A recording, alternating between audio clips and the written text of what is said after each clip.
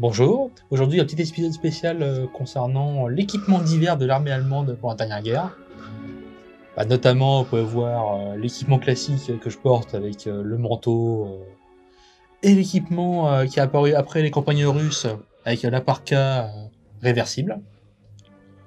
Alors tout d'abord, le fonctionnement du manteau avec bien sûr, c'est un manteau classique comme ce qui se faisait à cette époque-là, avec les manches à la française, avec un relais pour protéger beaucoup plus quand on planque les mains, les manteaux avec de grandes poches pour mettre des munitions, les croisés. Normalement, c'est réversible droite et au gaucher, mais souvent c'est un seul côté, quoi.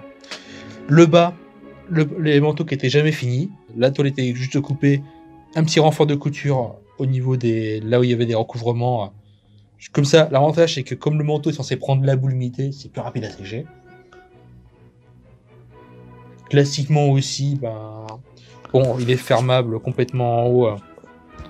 Et on peut relever aussi le col pour protéger la bouche. Bien sûr, tout ce qui était équipement comme les gants, les écharpes et tout, était à la fois réglementaire et non réglementaire. C'est que de toute façon, l'armée allemande s'est servie dans toute l'Europe et aussi se faisait livrer en équipement civil.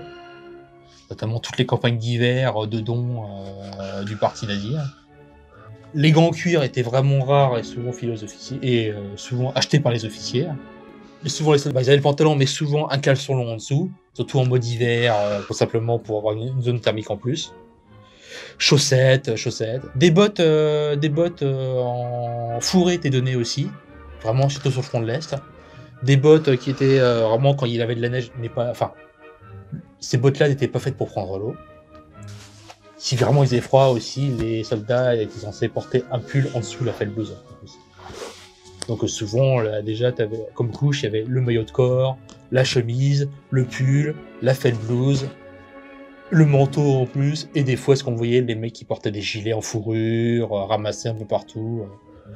Avant l'apparition justement de la parka réversible à partir du premier hiver, ils ont commencé à en faire et ça arrivait au fur et à mesure, et surtout pour les troupes du front combattantes.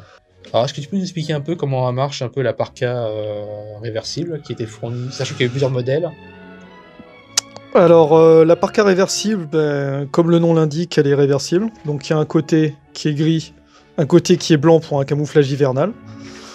Donc, le but, c'est de faire en sorte que les troupes puissent avoir un outil qui permet de les protéger du froid et de l'humidité tout en leur gardant toute leur capacité de combat. Donc, elle est beaucoup plus courte que le manteau. Parce que le but, c'est pas que ça traîne et puis justement que ça emmagasine de la glace et de la boue. C'est le problème du manteau, c'est que justement, en fait, au bout d'un moment, le problème, c'est que tu avais l'humidité qui rentrait par-dessus et qui gelait sur place. Donc au final, ça emmagasinait le froid et non pas la chaleur, ce qui était le but d'un manteau conçu pour l'Europe centrale. Oui, surtout aussi, comme c'est de la laine, ça respire, mais dès qu'il fait moins 15, moins 20, une veste en coton, comme portaient les Russes, c'est que le coton étant plus fermé que la laine, ça emmagasinait plus la chaleur. Donc là, aujourd'hui, pour nous, petits occidentaux, entre guillemets, qui n'ont pas subir l'hiver ukrainien ou russe, il est vrai que ce genre de parka, par exemple, on va transpirer beaucoup plus dedans. Parce que la chaleur va s'emmagasiner, ça va pas du tout circuler en plus. Donc comme vous pouvez le voir, là j'ai le ceinturon réglementaire, mais en dessous il y a quand même une ceinture pour être sûr de pouvoir serrer la taille. Ce qui veut dire que l'air ne circule pas et ne respire pas à l'intérieur. Sachant qu'il y a un cordon aussi Voilà, c'est pareil. Ça, c'est conçu pour serrer et faire en sorte qu'absolument pas de froid vienne par-dessous. Sachant qu'il y avait un surpantalon du même matériau aussi qui était filé. Voilà, en dotation, lorsque vous recevez une parka, normalement, vous êtes censé avoir le surpantalon. Alors on en a, mais là, on les a pas mis parce que le but, c'était juste de présenter les parkas. Un jour où il neigera, peut-être, on osera les sortir, mais là, tout de suite, c'est pas forcément nécessaire. Et même quand on voit les photos, par exemple, des campagnes même hivernales de l'Ouest, par exemple Bastogne, souvent on voit les soldats allemands avec la parka, mais les pantalons normaux, parce qu'en fait, le pantalon parka est extrêmement gênant pour le marché. Ouais, si vous avez déjà porté un surpantalon de travail, c'est exactement la même chose. Très difficile de s'accroupir, pour accomplir des manœuvres, tout ça. Sachant qu'il y a quelque chose que en reconstitution, on va pas beaucoup avoir, mais que sur le terrain, eux, ils avaient. C'est simplement que nous, on va rarement faire 30 km à pied par jour. Et si vous avez déjà fait de la rando, vous savez très bien que si vous surajoutez les couches par-dessus que ce soit pour les jambes, pour le torse et les extrémités, au bout d'un moment, vous allez surchauffer, vous allez vous épuiser, vous allez devoir vous arrêter. Donc nous, par exemple, là, effectivement, on va faire de la reconstitution, c'est-à-dire qu'on va pas faire grand-chose, concrètement, parce que bon, faut être honnête. On va pas se battre contre les Russes, voilà. C'est pas notre boulot. Et surtout, on va pas faire ça sur plusieurs semaines. Donc forcément, là, on va vouloir avoir la petite écharpe, le petit chapeau, les gants, les manteaux, tout ça. Là où, effectivement, si on devait prendre tout le harnais, l'harnachage et aller partir au combat pendant 2 semaines, ce serait beaucoup plus compliqué pour que le corps y tienne. Alors, les coloris de la parka, parce que là, bon, bien sûr, ils avaient très souvent en commun le côté blanc. En l'absence de neige, t'avais du gris comme ça, un gris vraiment presque ardoise, qui est relativement opaque et tout. Il y avait aussi, j'ai un exemple ici, justement, notamment on a eu beaucoup ça à partir de 42-43, la version marron taupe, en gros, qu'on peut maculer debout. Et par contre, la SS, eux, il y avait beaucoup plus des versions camouflées, feuilles de chêne, dans tous les sens, quoi. Je pense que c'est presque ça le plus intéressant à voir, c'est que la SS s'est retrouvée avec le même modèle, mais avec des coloris différents, encore une fois.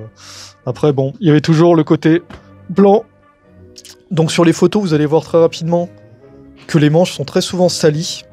Donc ça, faut pas hésiter à laisser faire. Le mieux, c'est de la porter d'un côté comme de l'autre. Au bout d'un moment, ça va user les manches. Le manteau, c'est plus compliqué à salir parce que comme ça reste de la laine, souvent un coup de brosse, faut vraiment faire des tâches monstrueuses pour que ça se voit à long terme, quoi. Ouais. Parce que même la boue, ça sèche, ça part avec un coup de brosse, quoi. Si je peux finir sur la parka, juste parler des petits détails. Donc les poches sont réversibles, c'est-à-dire que là, je pars de l'autre côté de la veste, alors que là, je suis dans la poche. Donc voilà, poche fermable. Il n'y a pas de poche de poitrine. Et il y a une grande capuche qui est suffisamment grande pour y mettre le casque même. Et c'est vrai que c'est plutôt pas mal pour pouvoir conserver la chaleur. Donc, même on voit souvent les mecs avec la casquette aussi. Hop. Voilà. Et là, je pourrais refermer ça. Bon, je vais pas le faire parce que là, j'ai le micro et je vais faire une catastrophe. Et bien sûr, et des renforts au niveau des coudes, pour vraiment que c'est considérant pour l'usure. Oui, bah c'est il y a aussi quand même le système de fermeture qui est assez compliqué. Il est très bien pour la chaleur, mais disons qu'il y a quasiment 3-4... Oui, c'est des couches qui se superposent. Oui, mais on a 2 versions, nous, de parka. Adrien a la version de... C'est chez Storm. Non, c'est Richard Underwood que tu l'avais acheté. C'est ça. Qui a assez bonne qualité, mais il y a relativement peu de rembourrage. Elle est vachement plus légère, celle-là. Ouais. Alors que moi, j'ai acheté la version de chez Nestoff, qui est beaucoup plus rembourrée. Vraiment, c'est plus rigide, c'est beaucoup plus massif. Disons qu'elle doit peser facile 50% de poids en plus. Ouais, vraiment. Mais en fait, elle est beaucoup plus proche des sous-pantalons qu'on a aussi. Oui. Donc, après, sachant que même quand on voit les équipes d'époque, il y avait comme il y avait une multitude de fournisseurs et même de qualité qui étaient variables, c'est qu'il y avait les deux. Il y avait à la fois les parkas ultra rembourrés comme ça, et les parkas finalement avec le moyen. Sachant qu'il y avait aussi la possibilité que des mecs enlèvent le rembourrage qui était en trop. Je dois avouer que là, non, c'est rien. Je voulais montrer justement la fermeture. Alors, on a du côté intérieur déjà une couche avec trou et bouton qui se place sur avec l'autre côté qui a aussi un bouton, et c'est un peu comme les Elban, la fermeture, et avec en plus de chaque côté que sur l'intérieur une petite couche de tissu qui se met en recouvrement sur le bouton. C'est ultra galère à enfiler. Ouais. Quand elle est ouverte, vous allez passer facile un quart d'heure pour tout fermer, tout. C'est pour ça que généralement le plus simple, c'est de garder les 3/4 des boutons bien réglés et vous l'enfilez comme un maillot. Après, ça veut dire aussi que forcément le vent ne peut pas s'engouffrer dedans. Ça, c'est vraiment. C'est quand même l'intérêt. Bon, c'est moins marrant quand il faut refaire des boutons parce que les 3/4 des boutons qui risquent de se barrer au bout d'un moment. Ah, mais après, bon, les mecs, etc. C'est toujours mieux que d'être gelé, je pense. Hein. Les manches sont fermables, Sachant que donc avec le manteau, inversement, là, hop, le vent peut s'engouffrer. Ça tient même au concept général, c'est que le manteau a été comme beaucoup de l'équipement de l'armée allemande, ça a été conçu à la base, pas pour affronter les Russes, mais les Français. les Anglais, quoi. Donc ça reste quand même un équipement, pas pour du -20, -30. Hein. C'est sûr. Bon, alors toi, ton manteau, il vient d'où? Alors le manteau, moi, c'est un manteau de chez Sturm, il me semble. Oui, c'est Sturm, le manteau. Donc une laine qui était normalement un peu plus rigide que ce qu'ils font. Enfin, c'est comparable par contre finalement au tissu de chez Nestoff. C'est confortable, ça reste de bonne taille. Alors, j'ai enlevé le ceinturon. C'est que suivant les fabricants, bah, ça change aussi. Même les vrais manteaux, les fabricants variaient. Et il y en avait qui étaient à la fois verrouillés. Enfin, on a 2 rangées de boutons. Enfin, on a 2 rangées. Donc, on avait certains manteaux avec plein de trous d'un côté et des trous de l'autre. Là, il y a ça. Par contre, ça se fixe avec il y a une poche intérieure. Il y a un bouton qui fixe sur un des côtés et après ça se ferme. Tous n'ont pas forcément la fonction, notamment je crois que les manteaux Nestoff, eux, ils ont qu'une seule rangée de trous. Hein. Tu vois un manteau Nestoff. Alors voilà, moi j'ai un manteau Nestoff. La laine est plus douce et plus souple. Mais par exemple là, la zone que j'ai des passants et là, peut-être t'en as pas. Ouais, voilà, là c'est pas possible. C'est un manteau à sens unique. Sachant qu'il y avait les deux. Et il n'y a pas de bouton pour l'attacher à l'intérieur, là, ouais. Oui, je vois. Cette longueur. Ça fait que après aussi, c'est pour le confort, je conseille, si tu mets un bouton. Enfin, tu fais une ouverture à la machine à coudre pour au bon niveau. Oui, c'est ça, voilà, c'est possible. C'est que j'ai aussi un manteau Luftwaffe que je porte dans la Vicile et ça me manque aussi un bouton comme ça. Voilà, donc par contre, les deux, ils ont bien l'attache sur le col pour bien fermer. Sachant qu'aussi les manteaux ont un crochet en haut. Hein. Donc là, avec les crochets, j'ai mis le crochet qui est en haut. C'est comme le Felblouse, il y a un crochet en haut pour être sûr que ça tienne. On peut fermer jusqu'en haut. Et à la fin, on ferme.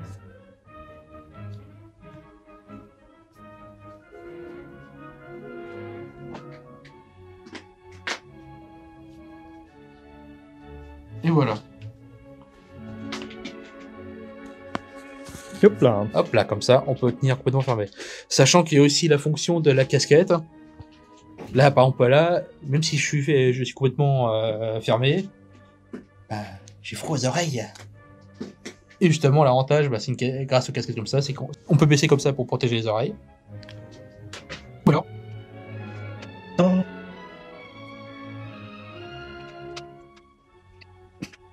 La transformation du papillon, évidemment.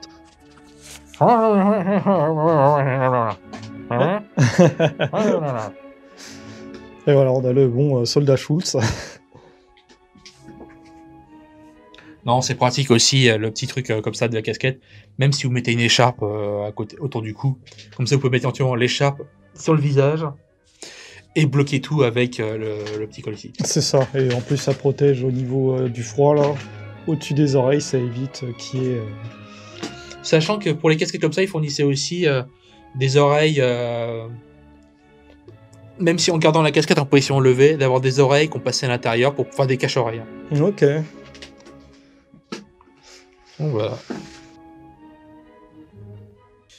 Alors sachant que on avait comparé les différentes Felblouse avec les manteaux aussi, c'est que autant chez Sturm, leurs vestes sont assez rigides, leur laine est vachement rêche et tout, mais le manteau c'est moins marquant. C'est vraiment après aussi parce que simplement c'est qu'on a quand même pas mal porté les vêtements. À force, on a beaucoup moins la sensation, effectivement. Mais c'est intéressant aussi parce que de nos jours, les gens ne portent plus de vêtements longs comme ça. Mais que ça revient un petit peu à la mode quand même, parce que simplement les gens prennent plus les transports en commun, ils vont dehors. Ils prennent moins la voiture. C'est ça, hein, c'est vraiment la voiture qui a tué ce type de manteau. Et aussi, simplement, c'est que les vendeurs se sont rendus compte qu'on pouvait vendre pour le même prix un truc qui était plus court. Mais c'est vrai que dans la voiture, ça peut être gênant, quoi. Alors moi, personnellement, j'ai dû quand même recoudre tous les boutons par sécurité. Parce que bon, il y a beaucoup de force, que ce soit sur l'un ou sur l'autre. Beaucoup d'action qui est effectuée sur les boutons. Donc faut pas hésiter à refaire toutes les coutures des boutons pour sécuriser ça avant d'en perdre. Parce que bon. C'est commun à tous les... même beaucoup de fringues aujourd'hui. Hein, c'est sûr. Après, c'est vrai que en plus, c'est des boutons qui tiennent par quelques fils, justement, un gros fil qui passe. Donc, Après, dès là que où je serais pas d'accord, c'est que par exemple, les vestes qu'on a achetées, les finlandaises qu'on avait achetées, on a présenté dans une autre vidéo précédemment. Là, les boutons, personnellement, j'ai extrêmement confiance, je dois avouer. Ils ont l'air très très bien attachés. Mais Donc ça arrive. je comprends, c'est comme par exemple moi la Fell Blues, j'ai quasiment ma Fell Blues celle-là j'ai quasiment enlevé aucun bouton. Le manteau j'ai fait plein de boutons. Par contre mon manteau Nestov Luftwaffe j'ai refait beaucoup de boutons. Hein. Ouais. Et par exemple mes vestes croisées de Panzer et de Stug des Nestov, j'ai refait aucun bouton. Là... En fait la gens qui est plus vulnérable c'est les boutons métalliques comme ça. Les boutons classiques ont moins tendance à s'en aller que les boutons métalliques. Comme alors je dirais que ceux-là, moi par exemple, là je les ai refaits donc cette semaine. Et littéralement certaines coutures, quand j'ai commencé à faire les autres, elles sont enlevées automatiquement pour ces boutons-là. J'ai eu ça, c'est vrai que mon parka aussi il y a juste c'est voilà, j'ai l'impression quand même que c'est assez. Encore une fois, les meilleurs boutons sont ceux de la Drillich. Avec les petits anneaux derrière en métal, il y a littéralement pas de couture, ça peut pas partir. Les anneaux en S. C'est assez fantastique. Bah, surtout, c'est vraiment conçu pour des vêtements qu'il faut laver. Donc, il faut enlever les boutons métalliques. Hein, parce que, mais il y avait déjà des machines à laver à l'époque. Hein, ça tendance, comme aujourd'hui, à flinguer les machines à laver, les boutons métalliques. Hein. Il y a même des machines à laver de terrain. D'accord, oui, des étuves. Oui, les grandes étuves là, qu'on a vues. On en a vu en Bretagne et en Normandie dans des vidéos d'archives. Voilà. D'accord. Bon, bah merci de nous avoir écoutés. Bah voilà. À la prochaine fois. Et surtout, habillez-vous bien pour l'hiver, hein, parce que là, avec la vague de froid qu'il y a. Ah, ça a été peut-être en décembre qu'il fallait dire ça. Bon, après, ça peut revenir. Il fait plus froid. En décembre, il fait plus froid ici qu'en décembre, c'est qu'on est habitué maintenant. Et n'oubliez pas, la laine, c'est bien. La laine, c'est bien.